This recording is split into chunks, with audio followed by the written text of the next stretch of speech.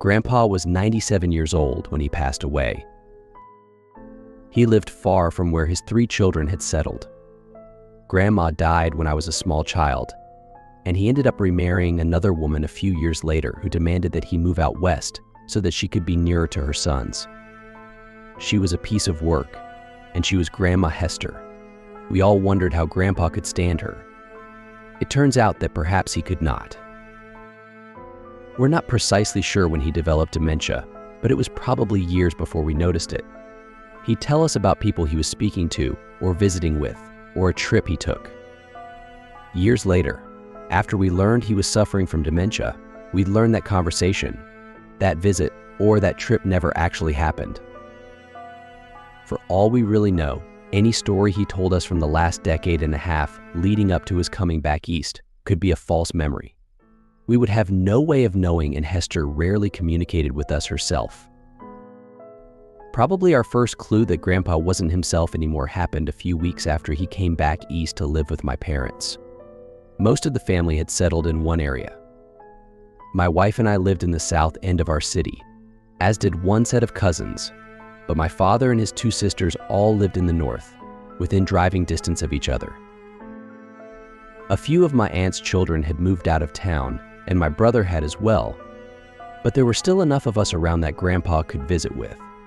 We would often have gatherings at my parents' house where Grandpa would either hold court with some story or would go to sleep. One afternoon, my daughter Brienne, who was in her late teens at the time, came in from playing with my cousin's kids and sat down at the table where Grandpa had been napping. He suddenly woke and smiled at her. "Well, hello, Claudia," he said, brightly. Claudia was my aunt, Dad's youngest sister. "I'm Brienne, Grandpa." Almost sounding offended, Grandpa responded. "No, you're my daughter, Claudia." Later that same month, he told my aunts and uncles the story of how he came out east after living with Hester got to be too much. "I prayed to the Lord, and the next thing I knew, Martin was there." Martin was my father. I remembered him driving out to the tiny, cold house on a hill in Colorado to get Grandpa. He had not come due to any divine intervention. He had come because Grandpa called him in the night and pleaded with him to come get him. We all loved Grandpa, but caring for him was not easy. For one thing, Grandpa had gotten it into his head that he was a young, single man with many years ahead of him, and the only thing missing was a young woman at his side. If he spoke for any length of time with a younger woman, he became convinced that she was in love with him and that perhaps she should be his new bride. Hester was even still alive at this point. He had forgotten her utterly. The women he made advances on included my mother, 2 of my cousins, and my own wife. Thankfully, he couldn't do much more than talk, so it was just a matter of politely changing the subject whenever he would start with that. But it got worse when he decided he could do things like take walks on his own or try to drive my father's car. Dad and Mom didn't let him go on walks by himself, but that didn't mean he didn't sneak away sometimes when Dad was away and Mom was in the basement. He had to use a walker to get around and simply couldn't do stairs, but refused to admit this to anyone, including himself, leading to a lot of falls. He would also get confused as to where he was or where he lived. At times during his walks, he would attempt to find the old family home that he raised my father and aunts in, despite it having been long gone since before I was born. Dad picked him up from a police station, where he had been taken after some patrol officers saw him wandering around, clearly lost. The time he tried to drive Dad's car was after that. He decided that the reason he got lost is because he had to walk. He managed to get the emergency brake off and rolled right down the fairly steep incline outside my parents' house, crashing into a fence. The damage was minimal, but after that incident, my parents realized he needed to be in a full-time care facility. He got worse after that. My father visited him 3 times a week. I have no idea how often my aunts went, or if they even did. I tended to only go when there was a family gathering, and increasingly I began to realize that he had no clue who I was. He'd smile and greet me as though I was someone he had just met. He'd tell me about his children, describing them as little kids, and even going as far as to invent a friend who was looking after them while he was in this home with all these old people. Grandpa was 93 at the time. He was much older than many of the others who lived there, but somehow they were the old people while he was not. But when I say he got worse, I mean he changed. The false memories, the refusal to acknowledge that he was elderly, the attempts to chat up ladies, and the inability to remember that his children were grown and that he had grandchildren and great-grandchildren had been a part of who he was for years, ever since his early 80s. But he had never been violent before. That changed one night when Dad was called to come to the facility quickly. Grandpa had wandered into the wrong room and had come out screaming, raising his walker up in the air and slamming it into the ground, taking a few swings at people who tried to calm him down. He began accusing the staff of stealing his things. He was bellowing as loud as he could. Give them back! Give them back! I wasn't there for it, and I still have a hard time picturing it. Grandpa barely raised his voice above normal volume during the last decade of his life, except to laugh. When Dad got there, they had gotten him into his room, and he was somewhat appeased. Only somewhat, though. He had a can of Ensure in a tube sock and almost hit my father in the head with it when he came in. He apologized since Dad was one of the few people he always recognized and said he had been waiting for the thief to come back. A man who'd steal from me just as soon kill me. Apparently, the Ensure in a sock was his weapon to fend off the thief. He told Dad about the men who had come to give him all his things back. They put it all back, just like it was. Didn't take them long. Later that night, he told Dad about how much it had scared Florence. He hated that she'd had to go through that. Florence was my grandmother, the one who died when I was 6. He finished by saying that Florence had gone somewhere, and when he went looking for her. They told me she was dead. One day they're going to come looking for me, and they're going to find me dead. That was a jolt to my father. Grandpa had never, at any point before that, acknowledged his mortality, his advanced age, or the fact that he had probably no more than a handful of years left at best. Aging and death were something that happened to other people. But here he was, accepting that death was near. That wasn't the last night he mentioned the thief. He even gave the thief a name, Charlie Rosen. It was strange that he would invent a whole person, name included. He didn't even name the friend who was looking after his kids. In fact, that person ceased to exist. Charlie Rosen had stolen his kids and had killed Florence. He had come to his home in Colorado and routinely taunted him, beat him, and even declared that Hester had been sleeping with him. He remembered her now and was certain that she and Charlie were ganging up on him to make his life a living hell. In the last 6 months of his life, he would become increasingly agitated. Dad could not have a single visit wherein Grandpa would not mention Charlie. And then the violence started up again. On one visit, Grandpa accused Dad of being Charlie and attacked him. After that, Dad's visits dropped to once a week, and he didn't stay long. Once, I went with him. It was the last time I saw my grandfather alive, and I will never forget it. Charlie was here again today. He told me I couldn't leave this room anymore. He's trapped me here. My father, hearing this, tried to explain things to Grandpa. Dad, this is where you live.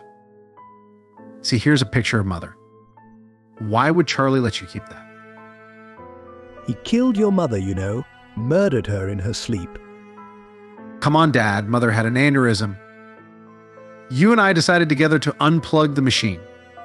She died in her sleep, but no one killed her. No, for Christ's sake. It was bloody Charlie.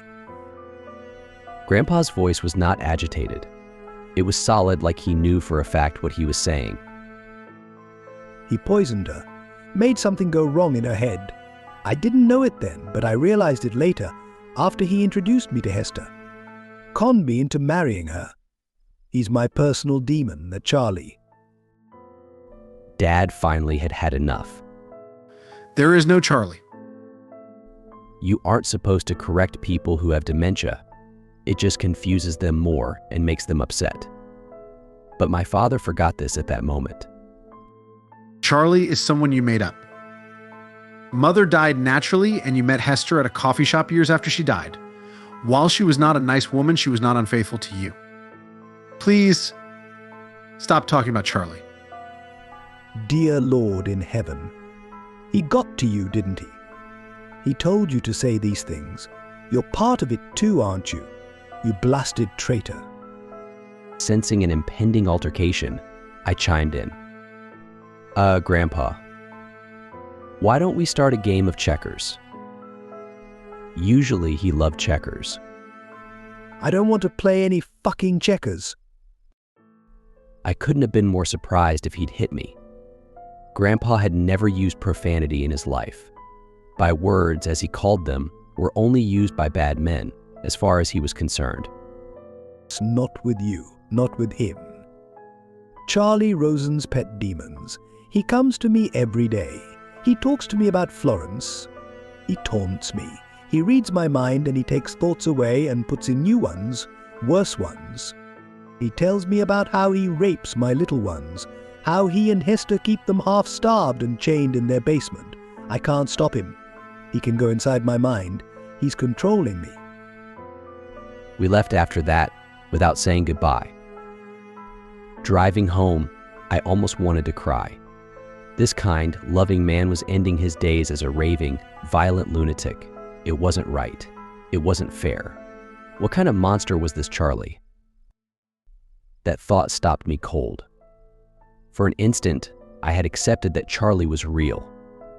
Giving my head a shake, I resolved to think about something else. But an image of Charlie had been forming in my mind beginning a few months back when Grandpa had first started talking about him. I only now realized that when Grandpa spoke of this demonic man, I was picturing him in my mind, and I could see him as clearly as I could memories of real people. I thought of the last time I had visited Grandpa in that tiny house in the mountains of Colorado when I was a teenager, sitting at that little round table while Hester served us some of her inedible glops, and I would see a man standing in the corner of the kitchen, watching us eat. A tall, gangly man with leathery skin stretched over sharp-looking bone and corded muscle. Shaggy gray hair hanging down, obscuring the upper part of his face, his smile stretching like a knife slash across his jaw. I thought of the wedding. I was 12 years old. I met Hester for the first time. And standing a ways behind her was that same man. I remember a family gathering at the facility Grandpa was concurrently staying at. Didn't we pass that man in the hall once? No, of course not. These were just images my mind had cooked up the more Grandpa talked about this shady character that never existed. The brain can do that. It can insert false people in your memory just because you decide, subconsciously, to remember them. It doesn't mean you're insane. It's just another way for your brain to play tricks on you. Grandpa had invented a person who he talked about with such conviction, as though Charlie was real. So my mind had conjured up a Charlie Rosen. But there was no Charlie Rosen. Grandpa died 2 months later. I remember the funeral like it was yesterday. I still wake up at night in a cold sweat, remembering what transpired. Everything was normal at the start. My parents, my aunts and uncles, my wife and I, and our children, my brother and his wife and their son, my cousins, their spouses and their children, we all gathered under the same roof for the first time in years. No one was missing. No one was out of town and couldn't make it. 2 of my cousins I hadn't seen since they were children. It was nice to catch up with them. The service was nice as well. The pastor who served the spiritual needs at Grandpa's facility was the officiator. Grandpa looked calm, peaceful, and whole. So unlike what he had been in the last few months of life. I started to feel calm myself. Grandpa was where he belonged now, where the devils of his own fevered, decaying brain couldn't get to him anymore. And then we drove to the cemetery. The coffin was lowered. We all sprinkled a handful of dirt on the coffin and began our walk back to the cars. And then the gravedigger came out of the shadows to start shoveling the rest of the dirt. I could barely read the embroidered name tag on his coveralls. It looked like a sea rose or sea risen, or no, it couldn't be. It can't be. He was tall and gangly, with leathery skin, sharp-looking bones, corded muscle, and long gray hair. And that smile that haunts my nightmares to this day. I watched as this phantom dumped shovelful after shovelful of dirt on my grandfather's coffin. He was laughing, softly, under his breath, but I had never heard such cruel laughter. Today, I felt like I had to write all this down, to make sure I remember it all before things get worse. Because you see, today my father just called me to complain that Charlie was driving past his house and staring at his windows.